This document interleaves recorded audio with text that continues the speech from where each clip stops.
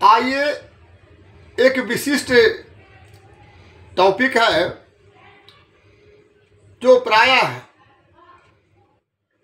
शास्त्रों में बहुत ही गूढ़ तरीके से ढूंढने के बाद ही मिलता है, जिसके कारण लोगों में भ्रांति पैदा हो जाती है। वो है अनबुझ मुहूर्त। अनबुझ मुहूर्त क्या है और अनबुझ मुहूर्त का क्या प्रयोग है, कैसे इसका प्रयोग किया जाता है, किस प्रकार अनबुझ मुहूर्त का नियम लागू है। सर्वप्रथम यह जाने 3.5 मुहूर्त अर्थात 3.5 दिन को ही अनबुझ मुहूर्त कहते हैं। सर्वप्रथम वैशाख माह शुक्ल पक्ष तृतीया तिथि, जो अक्षय तृतीया के नाम से जाना जाता है, सबसे पहला अनबुझ मुहूर्त उस तिथि को होता है।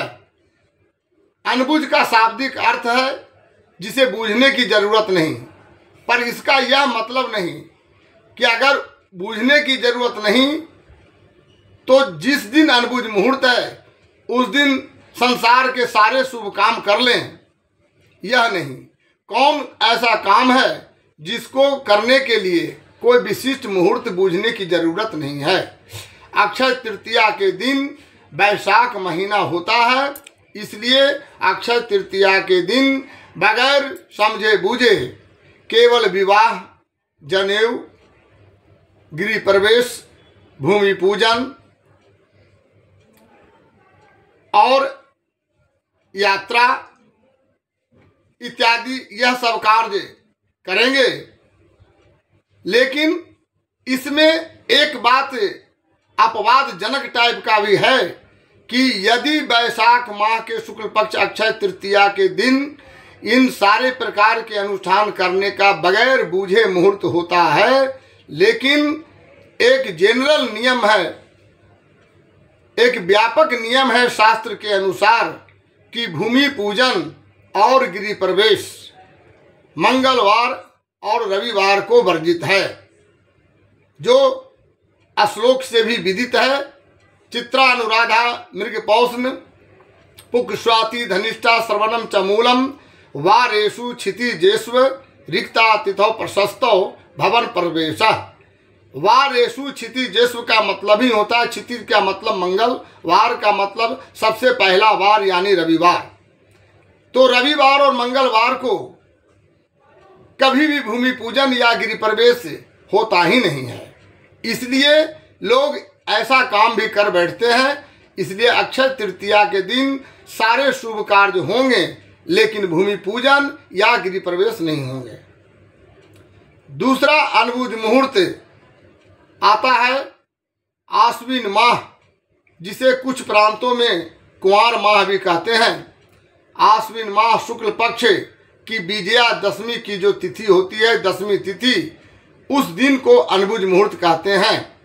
यहाँ पर थोड़ी विशिष्ट चर्चा करेंगे कि दशहरा के दिन 10 द्वार खुला रहता है और इस कारण कुछ विज्ञजन यह भी प्रचलित कर बैठते हैं कि जितने भी दशहरा आते हैं, सारे दशहरा में सब शुभ काम करने की अनुमति प्राप्त है, ऐसा बता देने लगते हैं, जो कि गलत है।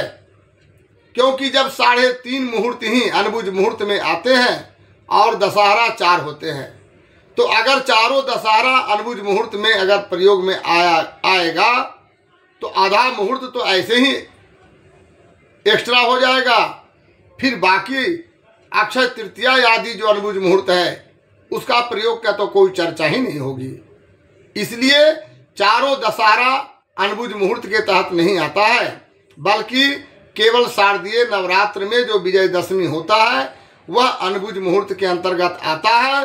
पर उसमें ये भी ध्यान रखने की जरूरत है कि उस दिन केवल यात्रा जनक शुभ कार्य करने की अनुमति होती है, ना कि उस दिन कोई शुभ कार्य में जैसे जनेऊ हो जाएगा, मुंडन हो जाएगा, या उस दिन विवाह का कार्य कोई करे, ये अनुचित होगा।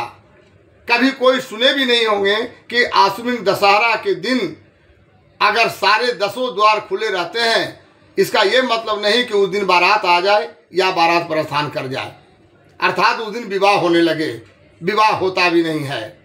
इसलिए अनबुझ मुहूर्त के ग्राउंड को किस अनबुझ मुहूर्त में क्या शुभ काम करनी चाहिए, इसकी जानकारी होनी चाहिए। अर्थात द्वितीय अनबुझ मुहूर्त आश्विन शुक्ल पक्ष विजयदशमी के दिन सिर्फ यात्रा से संबंधित कार्य बगैर बूझे 10 दिशा में ऊपर छोड़कर धरती और आसमान को, क्योंकि 8 दिशा में ही तो यात्रा होगी, इसलिए किसी भी दिशा में, अष्ट दिशाओं में से किसी भी दिशा की तरफ सुदीन, द्विरागमन या यात्रा से संबंधित कार्य किए जाते हैं, क्योंकि ये सारे कार्य यात्राजनक होते हैं।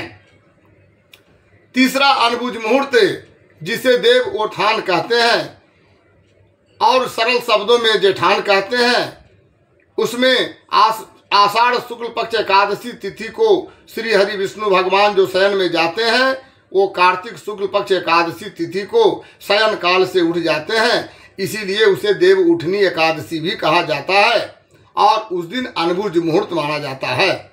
अब उस अनबुझ मुहूर्त का क्या प्रयोग है कि उस दिन भी कहा जाता है संसार के सारे शुभ कार्य होते हैं, परंतु उन सारे शुभ कार्यों में यदि रविवार मंगलवार पड़े तो भूमि पूजन गिरि प्रवेश नहीं होगा, और तो और उस दिन शुभ कार्य भी तब लागू होता है जब उस देवउठनी एकादशी के दिन सूर्य वृश्चिक राशि में प्रवेश कर गए हों।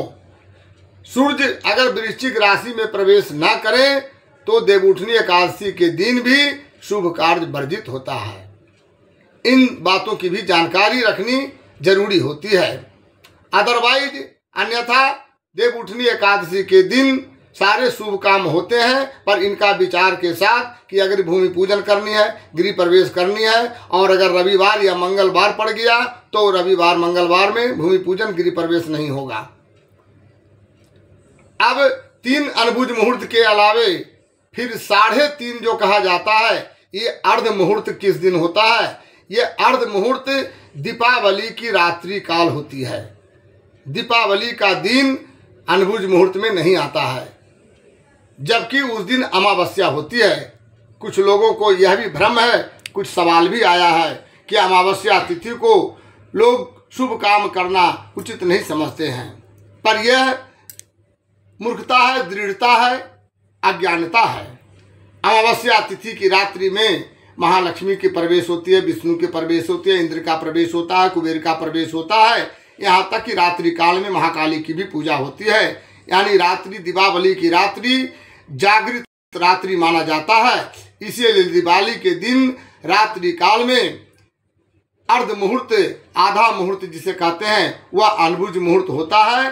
पर दीपावली की रात्रि काल में दुनिया का कोई और शुभ काम नहीं होगा, पूजा पाठ अनुष्ठान आदि होगा, न कि उस दिन विवाह इत्यादि होगा, क्योंकि जब तक देवउठनी एकादशी न हो जाता है उसके पहले श्री हरि विष्णु भगवान के शयन काल होने के कारण कोई भी शुभ कार्य वर्जित होता है।